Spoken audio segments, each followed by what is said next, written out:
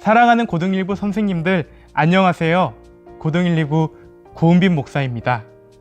오늘도 은혜의 말씀을 나누기 위해 이 자리에 섰습니다. 교사 교환을 나눌 때 하나님께서 우리 선생님들께 풍성한 은혜를 허락하여 주시길 간절히 소망합니다. 제가 봉독해 드리도록 하겠습니다. 에녹은 65세에 무드셀라를 낳았고 무드셀라를 낳은 후 300년을 하나님과 동행하며 자녀들을 낳았으며 그는 365세를 살았더라. 에녹이 하나님과 동행하더니 하나님이 그를 데려가심으로 세상에 있지 아니하였더라. 아멘. 오늘 여러분들과 기다리다 라는 제목으로 은혜의 말씀을 나누고자 합니다. 우리의 삶은 기다림의 연속이라고 할 수 있습니다. 맛집을 찾아가거나 병원에 진료를 받으러 갔을 때, 심지어 화장실에 가는 일까지 우리 일상의 모든 영역에 기다림이 가득합니다. 그리고 사랑하는 그를 혹은 그녀를 기다리는 순간도 경험해 보셨을 것입니다. 이처럼 우리 인간에게는 기다림이 가득하지만 기다리는 일은 참 쉽지 않은 것 같습니다. 특별히 오늘 본문에는 어떠한 누군가의 기다림이 나타나고 있습니다. 분명 오늘 본문에는 사람들의 족보만 있는데 도대체 이 속에는 무슨 기다림이 있는 것일까요? 특별히 본문 가운데 나타난 그 기다림에 대해서 함께 살펴보길 원합니다. 창세기 5장은 인류의 조상 아담으로 시작하는 족보입니다. 그 족보를 살펴보면 아담도, 셋도, 게난도, 마할랄렐도, 야렛도 모두 다 죽었더라 라고 반복해서 기록하고 있습니다. 그런데 이 죽음의 족보에서 눈에 띄는 한 사람이 보입니다. 그는 바로 에녹입니다. 본문에 나타난 에녹의 삶은 하나님이 그를 데려가심으로 세상에 있지 않았다라고 마무리됩니다. 이에 대해 히브리서에서는 에녹이 죽음을 보지 않고 하나님께로 갔다고 기록하고 있습니다. 성경에서는 그의 삶을 평가하며 하나님과 동행했다고 말합니다. 그렇다면 그가 살았던 하나님과 동행하는 삶은 과연 어떤 모습이었을까요? 그런데요, 성경에서는 에녹이 처음부터 하나님과 동행하는 삶을 살았다고 말하지는 않습니다. 그가 65세가 되었을 때 무드셀라라는 아들을 낳은 후부터 300년을 하나님과 동행했다고 말하고 있습니다. 즉, 아들 무드셀라는 하나님과 동행하는 삶의 시작점이 된 것입니다. 이를 통해 하나님께서 에녹을 무려 65년이나 기다려 주셨다라는 사실을 알 수 있습니다. 이것이 바로 하나님의 기다림입니다.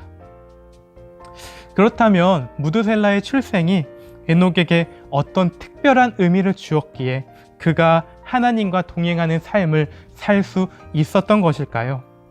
무드셀라라는 이름에는 이 자녀가 죽으면 곧 심판이 임할 것이다 라는 뜻이 담겨 있습니다. 자신의 자녀가 죽으면 곧 심판이 임할 것이라는 다소 충격적인 아들의 이름은 에녹에게 항상 하나님을 기억하게 만들어 주었을 것입니다.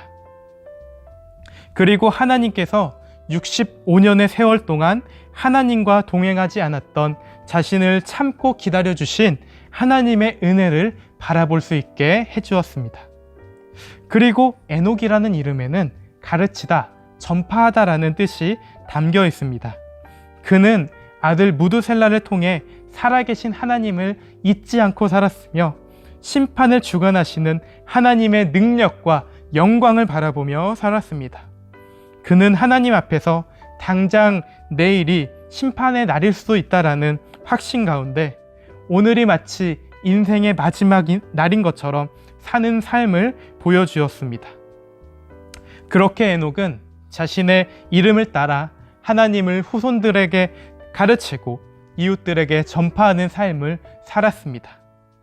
이것이 바로 하나님과 동행하는 삶이며 오늘을 살아가는 우리 그리스도인들이 가져야 하는 삶의 태도입니다. 한편 무드셀라는 인류 역사를 통틀어 가장 오래 산 사람입니다. 성경은 그의 수명을 969세로 기록하고 있습니다. 그렇다면 하나님께서는 왜 그의 수명을 이렇게나 길도록 허락해 주신 것일까요? 창세기 7장에서는 세상에 대한 심판이 시작되던 때 노아의 나이를 600세로 기록하고 있습니다. 그런데 참 공교롭게도 이때 무드셀라의 나이도 딱 969세였습니다. 창세기 5장의 기록을 따르면 무드셀라가 187세에 라멕을 낳았고 그 후 782년을 살았으니 969세가 됩니다. 그리고 라멕은 182세에 노아를 낳았고 그 후에 노아가 600세가 되었으니 782년이 흐른 것입니다. 즉 하나님께서는 무드셀라의 이름의 뜻을 따라 그가 죽던 해에 심판을 시작하셨습니다. 그렇다면 하나님께서는 왜 무드셀라가 죽기까지 이 세상을 심판하지 않으셨던 것일까요? 그것은 심판이 이르기 전에 한 사람이라도, 한 영혼이라도 자신에게 돌아오기를 바라시는 그 하나님의 기대와 소망이 있었기 때문입니다. 또한 이것은 하나님과 동행하지 않았던 에녹을 기다려주신 그 하나님의 성품과도 일치하는 것입니다. 결국 무드셀라의 장수는 당대 패악했던 세상을 향한 하나님의 기나긴 기다림과 비례하고 있습니다. 이렇게 하나님께서는 무드셀라를 통해 하나님과 동행하는 삶이 무엇인지 말씀해 주셨고 죄악된 인생들을 위해 기다리시는 하나님의 마음을 우리에게 보여주셨습니다. 이것도 바로 하나님의 기다림입니다. 내일 설교에서는 이러한 하나님의 기다림에 대해 나누고 현재 우리의 삶의 현장에 나타난 하나님의 기다림에 대해까지 함께 나누고자 합니다. 그리고 이러한 하나님의 기다림의 시간 가운데 우리가 과연 무엇을 할 수 있을지도 고민해 보길 원합니다. 바라기는 우리를 기다리고 계신 하나님의 마음을 기억하고 기다림으로 그분과 동행하며 평생을 살면서 하나님에 대해 가르치고 전파하는 삶을 감당하다가 하나님 앞에 서는 그 날에 에녹처럼 하나님과 동행한 사람으로 인정받는 저와 고등 1, 2부 선생님들이 되시길 간절히 소망합니다. 이어서 소그룹 질문입니다. 제가 읽어드리겠습니다. 무엇인가를 기다려본 경험이 있나요? 만일 그런 경험이 있다면 기다릴 때 어떤 것이 가장 어려웠는지 나눠봅시다. 먼저 아이스 브레이킹으로 마음의 문을 여는 질문인데요.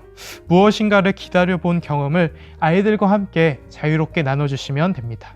혹시라도 아이들이 나누기를 힘들어한다면 우리 선생님들께서 먼저 나눠주신 것도 좋은 방법일 것 같습니다. 다음 질문입니다. 오늘 본문에 등장하는 에녹은 언제부터 하나님과 동행하는 삶을 살았나요? 그리고 그가 하나님과 동행하며 살 수 있게 된 궁극적인 이유는 무엇일까요? 오늘 본문에 등장하는 에녹은 무드셀라가 태어난 이후부터 하나님과 동행하는 삶을 살 수 있었습니다. 그리고 그가 하나님과 동행하며 살 수 있게 된 궁극적인 이유는 바로 하나님의 기다리심 때문이었습니다. 이러한 내용을 바탕으로 아이들이 설교를 잘 정리할 수 있도록 해주시면 감사하겠습니다. 이어서 다음 질문입니다. 하나님께서는 에녹과 죄악된 세상을 위해 기다려 주셨던 것처럼 오늘을 살아가는 우리를 위해 여전히 기다리고 계십니다. 하나님의 기다리심 앞에 나는 어떠한 마음으로 살아가야 할까요? 이제 느낌을 나누고 삶으로 적용하는 질문입니다. 우리를 기다려주시는 그 하나님을 느낄 때 어떠한 마음과 생각이 드는지 이야기할 수 있게 해주시고 이러한 마음의 울림을 바탕으로 어떻게 살아갈 수 있을지도 나눌 수 있다면 좋을 것 같습니다. 끝으로 마지막 질문입니다. 반별로 선생님들과 학생들이 돌아가며 기도 제목을 나눈 후 함께 기도하며 소그룹을 마무리합니다. 이렇게 함께 기도 제목을 나누고 기도하면서 소그룹을 마무리해 주시면 되겠습니다.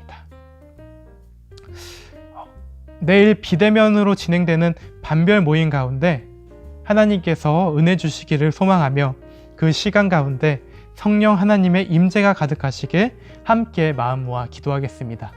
그리고 오늘 주셨던 이 은혜를 온라인 다락방을 통해서 선생님들과 함께 나눠주시면 좋겠습니다. 사랑하는 고등 1, 2부 선생님들, 하루속히 뵐 수 있기를 바랍니다. 선생님, 사랑합니다.